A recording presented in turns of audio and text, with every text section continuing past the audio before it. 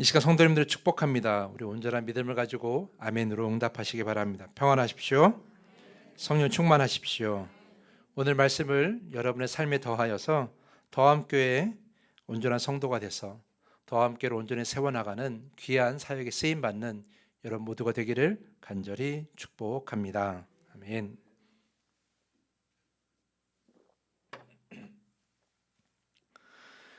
저는 제 큰딸이 다니는 초등학교 운영위원회에 학부모 대표로 참여하고 있습니다.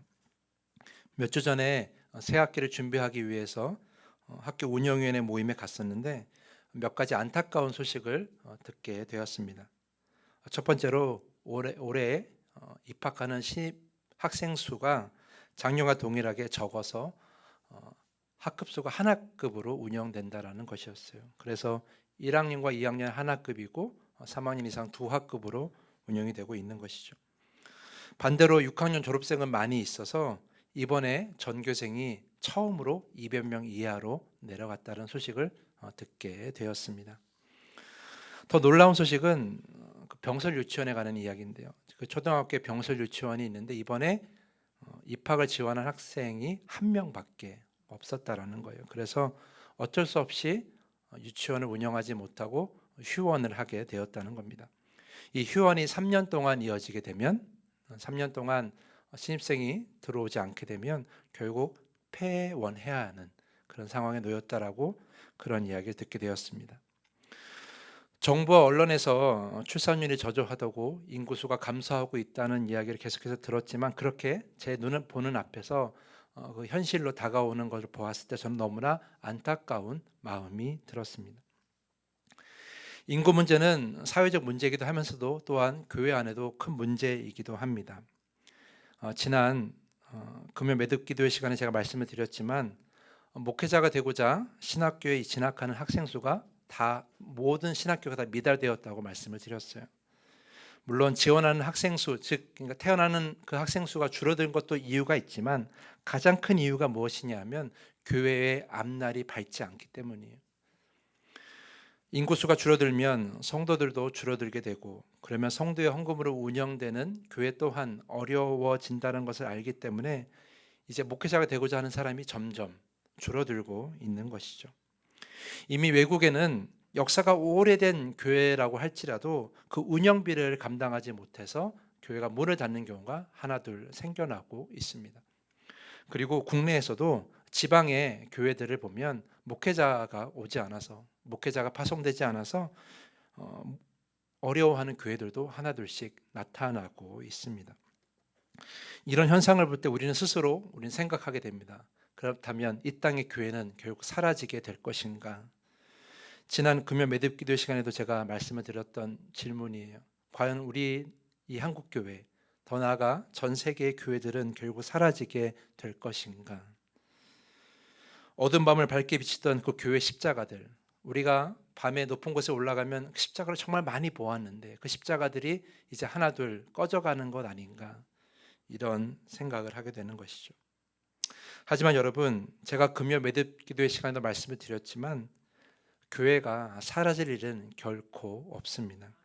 왜냐하면 세 가지 이유 때문이죠. 첫 번째는 교회의 주인 되시는 하나님, 그리고 교회를 인도하시는 성령님이 늘 영원히 우리와 함께 하시기 때문입니다. 두 번째는 그 교회의 중심이 되고 또 복음의 중심이 되는 말씀이 영원하기 때문이죠. 풀은 마르고 꽃은 시드나 주의 말씀은 영원하기 때문입니다. 마지막 세 번째로 교회가 영원하게 남아있는 이유가 무엇이냐면 바알에게 무릎 꿇지 않는 그 7천 명을 남기신 하나님께서 한국 교회를 위해, 전 세계 교회를 위해 남기시고 찾으시는 성도들이 반드시 존재하기 때문이죠. 바로 남은 자가 누구예요? 바로 여러분들이라는 겁니다.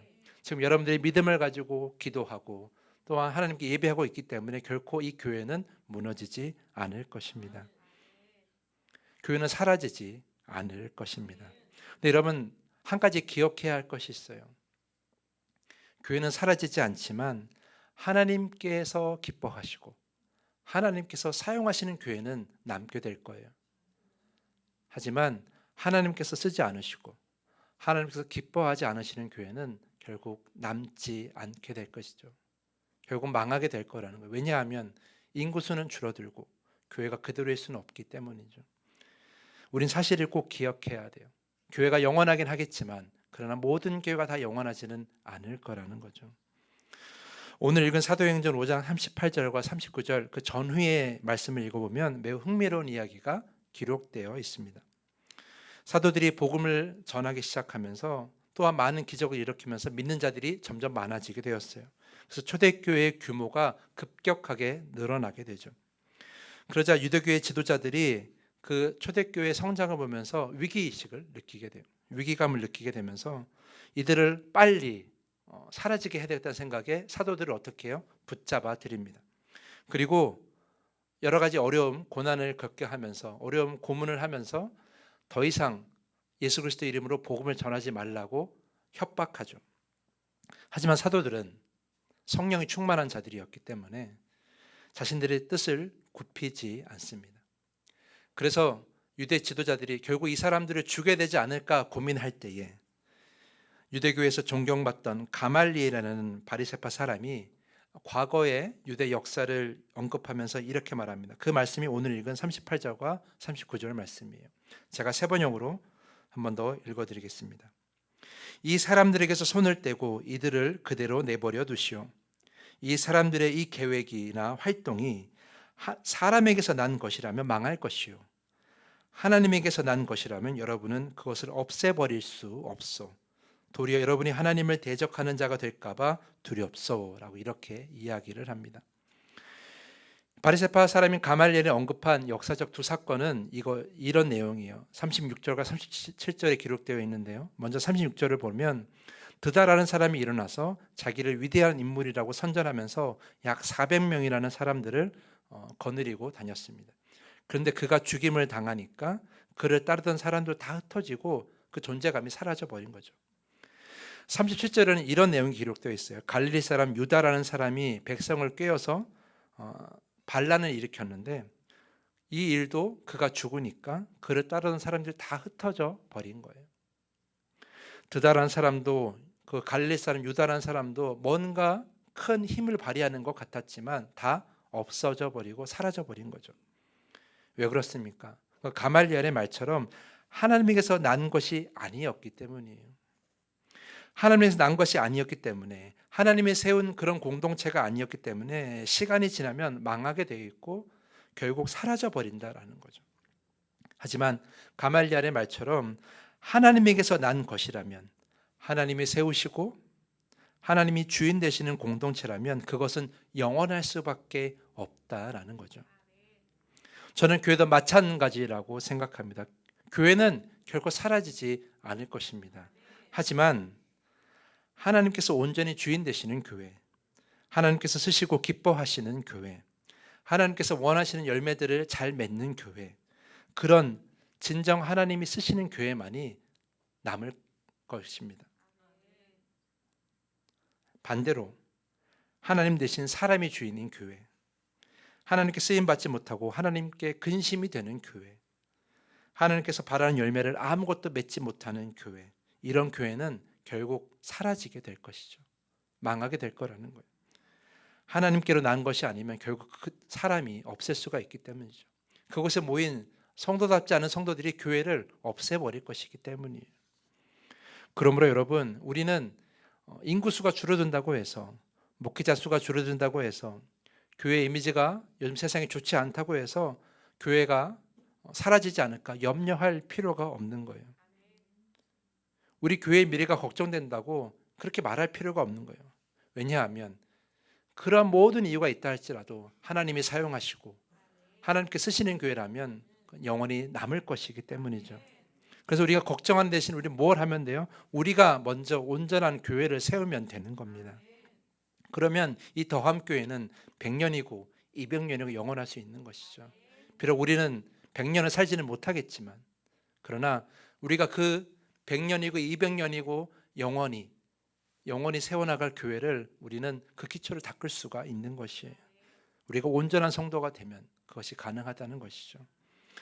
그러므로 지금부터 우리는 고민해야 됩니다. 그렇게 영원히 하나님께 쓰임받을 이 교회가 되기 위해서 우리는 어떻게 해야 할 것인가라는 거예요.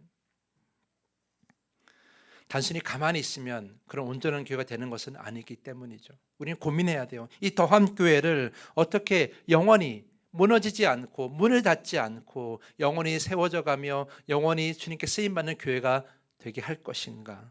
우리 고민을 해야 된다는 거예요. 3살 버릇 80까지 간다라는 속담이 있습니다. 어릴 때 몸에 밴 버릇은 어른이 되어서도 쉽게 고치지 못한다라는 의미인 것이죠. 그래서 어릴 때 좋은 습관을 가지면 평생 좋은 습관을 가지고 살게 되는 것이죠. 요즘 초등학생들을 보면 학교 끝나고 노는 아이들이 거의 없습니다.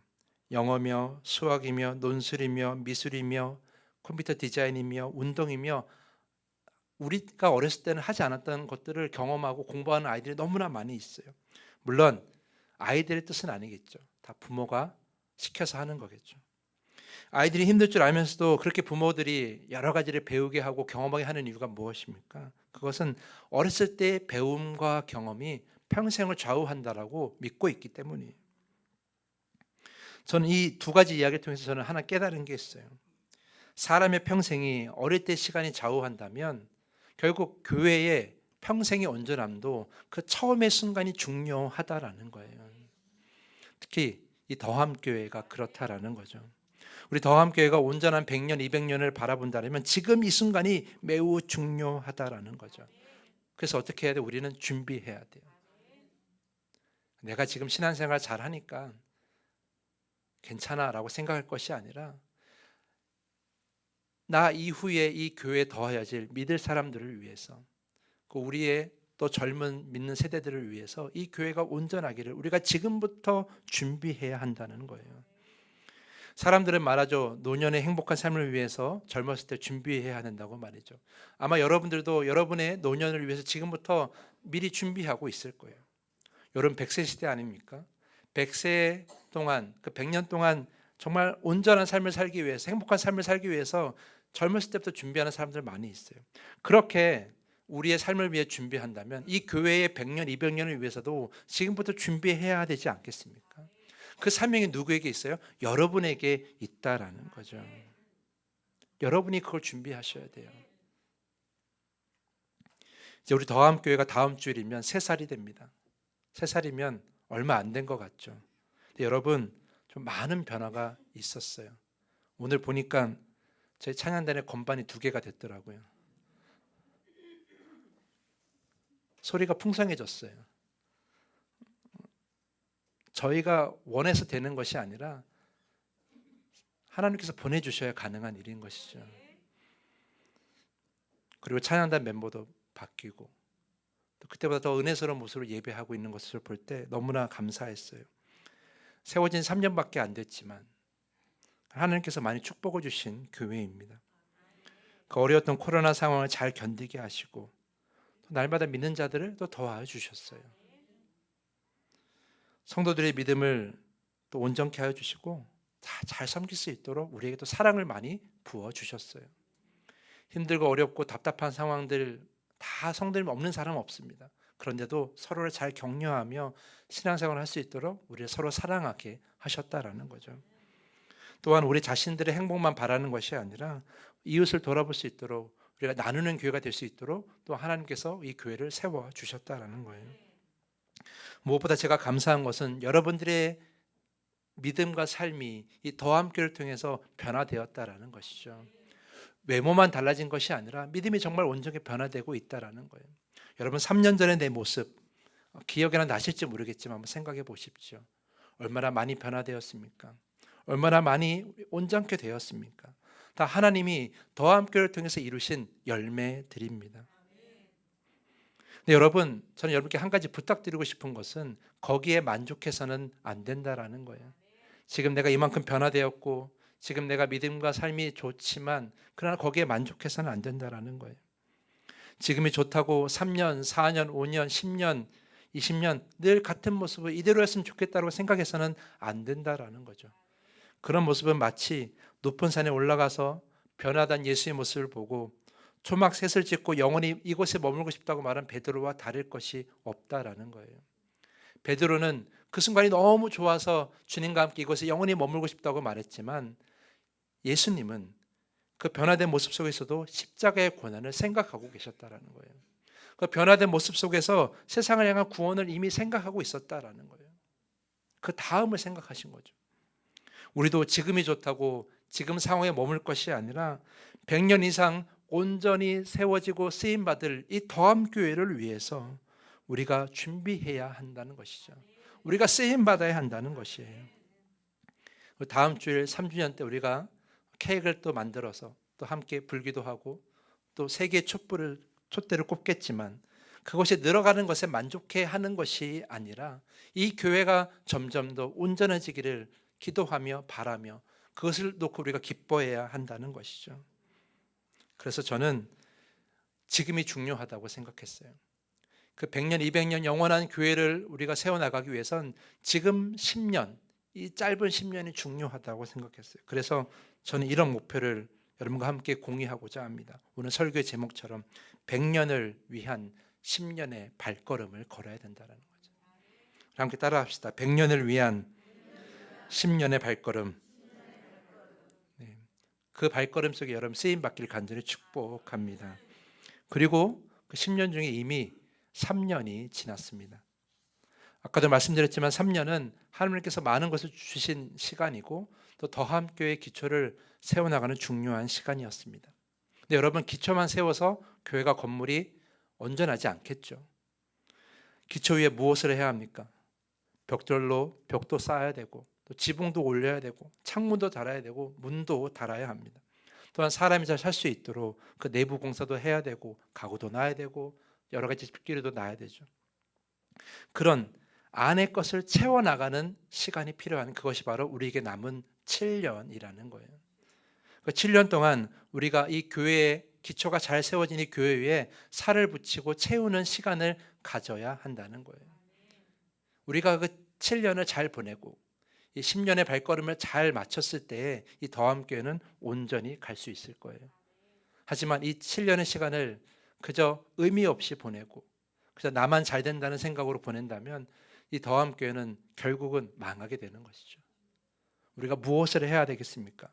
이 7년 동안 시간을 잘 보내서 이 더함교회의 온전함을 위해서 잘 채워야 하겠죠.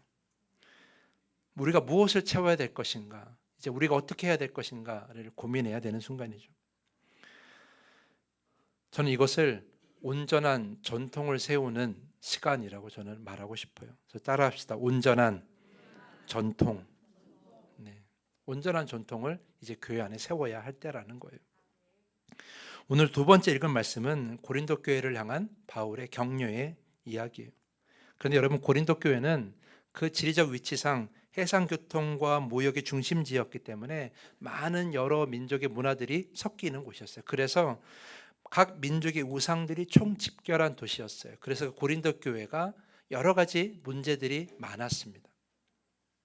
근데 그 고린도 교회가 무너지지 않고 그 문제 안에서도 잘 세워져 갔던 이유가 무엇일까? 오늘 읽은 고린도전서 11장 1절과 2절의 말씀처럼 그들이 바울이 가르쳐준 대로 그 전통을 잘 세워나갔고 그 전통을 따라서 신앙생활을 잘 했기 때문이에요.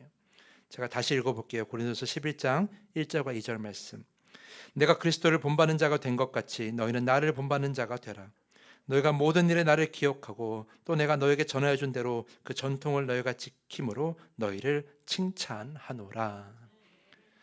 고린도 교회가 정말 어려움이 많이 있어서 문제가 많이 있어서 그래서 바울이 고린도 교회에 편지를 썼지만 그러나 그럼에도 불구하고 그들이 믿음을 잘 지키고 이 교회를 잘 세워져 나갔던 것은 그들이 바울이 가르쳐준 대로 신앙생활을 전통을 잘 세워서 잘 지켜 나갔기 때문이에요.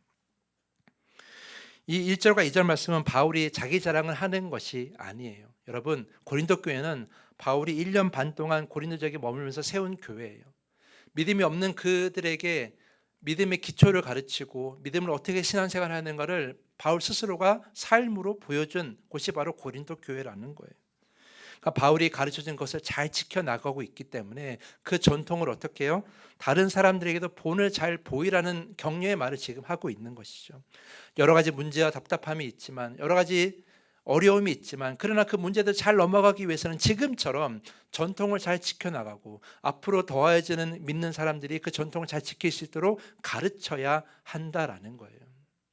우리 더함교회도 마찬가지죠. 우리 더함교회도 앞으로도 문제가 없겠습니까? 어려움이 없겠습니까?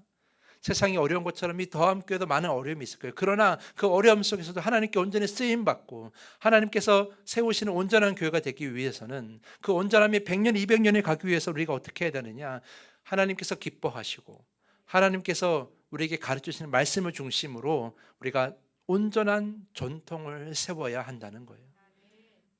그 전통을 따라서 앞으로 더하여지는 믿는 자들이 그 전통을 따라 또 온전한 신앙생활을 하게 되고 그런 신앙생활을 하는 사람들이 점점 많아져서 이 교회가 온전히 세워나갈 수 있다는 것입니다. 이것이 바로 더함교회 100년을 온전히 세워나가는 방법이에요. 그 온전한 전통을 세우는 시간이 이제 우리에게 10년이 필요한데 3년이 지났고 7년 남았다라는 것이죠. 그렇다면 우리가 어떻게 하면 더함교회의 온전한 전통을 세워나가겠습니까? 누가 해요? 여러분들이 해야 되는 거예요. 여러분들이 더함교회의 온전한 전통을 세워야 할, 그렇게 쓰임받아야 할 사람들이라는 거죠. 성도들이라는 거예요. 여러분 잘 생각하십시오. 지금 내가 예배드리는 이 자세와 마음이 이 더함교회의 전통이 되는 거예요. 지금 여러분들이 간절하게 기도하는 모습이 이 더함교회의 전통이 되는 거죠. 여러분들이 정말 기쁨으로 찬양하는 모습이 바로 이 더함교회의 전통이 되는 거예요. 여러분들이 온전히 말씀을 묵상하고 또한 삶으로 실천하는 그런 모습이 전해져서 이 더함교회의 전통이 되는 것이죠. 여러분들이야말로 진정한 이 더함교회의 전통을 만드는 그렇게 쓰임받는 성도들이라는 거죠. 우리 옆에 있는 성도들을 한번 바라보실까요? 한번 바라봐 주세요. 누가 있나? 앞뒤에. 네, 따뜻하게 눈인사 한번 해주시고요. 네. 그 눈빛이 어떻습니까? 따뜻합니까? 차갑습니까? 좋습니까? 네. 지금 여러분이 바라는 그 눈빛이 우리 더함교회의 전통이 되는 거예요. 여러분들 그 눈빛으로 우리 교회에 오는 그 수많은 성도님들을 바라볼 때 그 눈빛이 전해져서 이 교회의 전통이 될 수 있다라는 것이죠. 우리가 이웃을 돌보고 이웃에게 베푸는 것도 마찬가지예요. 우리가 그 전통을 잘 세워나가면 그 누구보다도 이 지역사회를 섬기는 교회가 될 수 있는 것이죠. 믿음의 길을 앞서 걸어가시는 우리 신앙의 선배님들을 또한 우리 나이 많으신 우리 성도님들 잘 섬기는 것도 전통이 되어야 되는 것이고요. 또한 목자와 양과 같은 목회자와 온전한 성도의 관계도 또한 전통이 되어야 되는 거예요. 또 교회를 청소하고 관리하며 교회를 사랑하는 그 마음과 헌신도 이 교회의 전통이 되어야 되는 거예요. 또한 말씀을 배우는 것도 교회의 전통이 되어야 되고 말씀을 실천하기에 애쓰는 것도 교회의 전통이 되어야 되고 또한 말씀을 더 깊이 우리가 삶을 실천하기 위해 속회를 모이는 것도 그 모이기를 애쓰는 것도 이 교회의 전통이 되어야 되는 거예요. 무엇보다 여러분들이 지원하신 그 사역 신청서에 쓰신 내용처럼 각 교회 각각 곳곳에서 여러분이 사역하시는 그 모습이 바로 교회의 전통이 된다라는 걸 꼭 기억하셔야 된다라는 거예요. 이 교회의 전통은 저 혼자 만드는 것이 아니라 바로 여러분들과 함께 만들어가는 거예요. 이제 그 시간이 얼마 남았어요? 7년 남았다라는 거예요.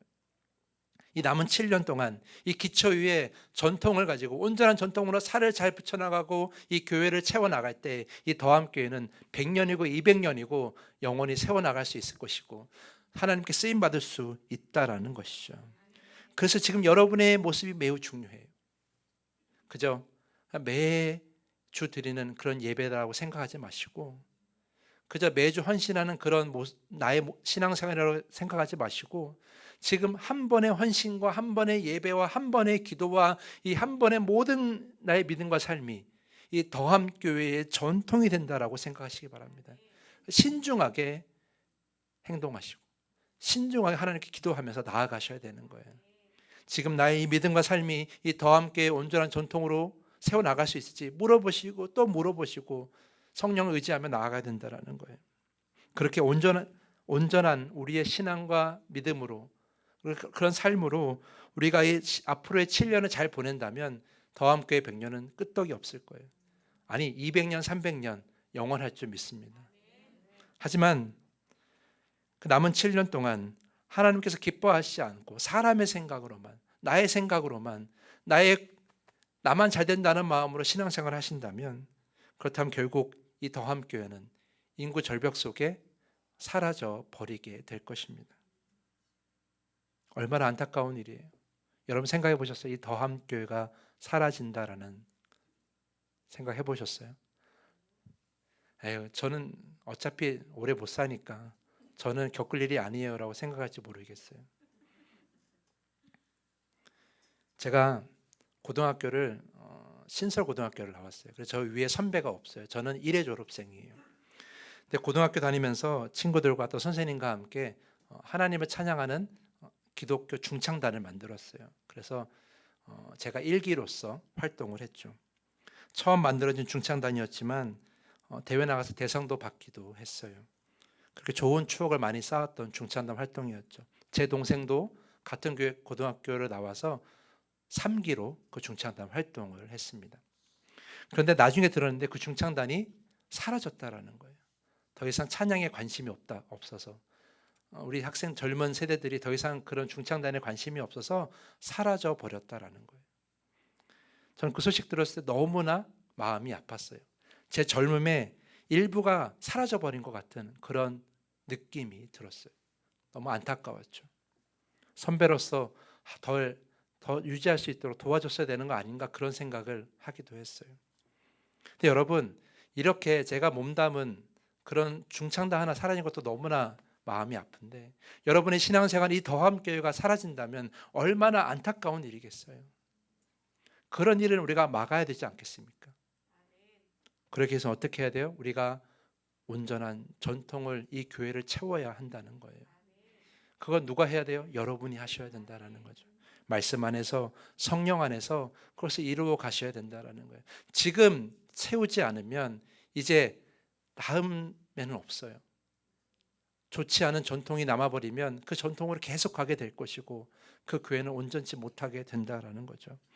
이제 우리가 이 남은 7년간 온전한 전통을 세우는데 여러분 기도하시고 헌신하시고 쓰임받을 수 있기를 간절히 축복합니다.